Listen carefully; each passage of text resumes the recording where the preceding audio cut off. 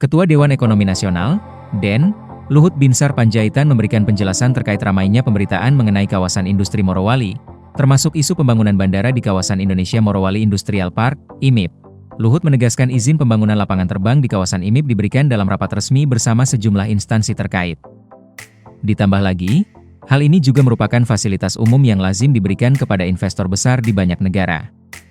Mengenai izin pembangunan lapangan terbang, keputusan itu diambil dalam rapat yang saya pimpin bersama sejumlah instansi terkait. Itu diberikan sebagai fasilitas bagi investor, sebagaimana lazim dilakukan di negara-negara seperti Vietnam dan Thailand, ujar Luhut dalam keterangan tertulis, dikutip Selasa, 2 Desember 2025.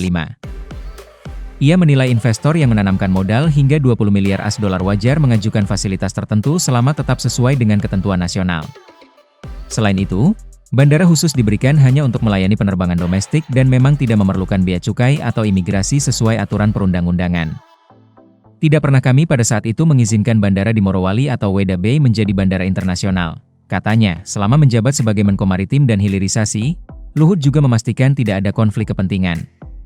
Ia mengaku tidak pernah terlibat dalam bisnis apapun demi menjaga integritas dan memastikan kepentingan bangsa menjadi prioritas. Oleh sebab itu, apabila ada pihak yang menuduh keputusan ini dibuat sepihak oleh Presiden Joko Widodo, ia menegaskan bahwa koordinasi penuh dijalankan oleh dirinya. Saya persilakan siapapun datang kepada saya dengan membawa data jika ingin mempertanyakan keputusan tersebut. Kita tidak berpihak kepada Tiongkok atau Amerika, kita berpihak kepada Indonesia.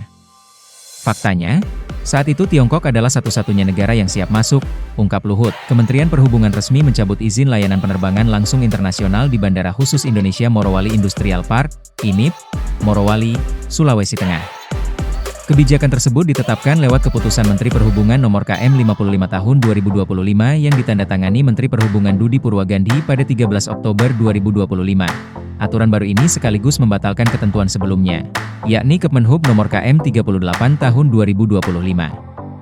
Pada Belait Lama, terdapat 3 bandara khusus yang diberi kewenangan melayani penerbangan langsung dari dan atau ke luar negeri dalam kondisi tertentu, yaitu Bandara Khusus Sultan Syarif Haroen Setianegara, Riau, Bandara Khusus Weda Bay, Maluku Utara, dan Bandara Khusus IMIP, Sulawesi Tengah. Namun melalui KM 55 Tahun 2025, Kemenhub hanya mempertahankan status tersebut untuk 1 bandara saja, yakni Bandara Khusus Sultan Syarif Haroen Setianegara di Pelalawan, Riau.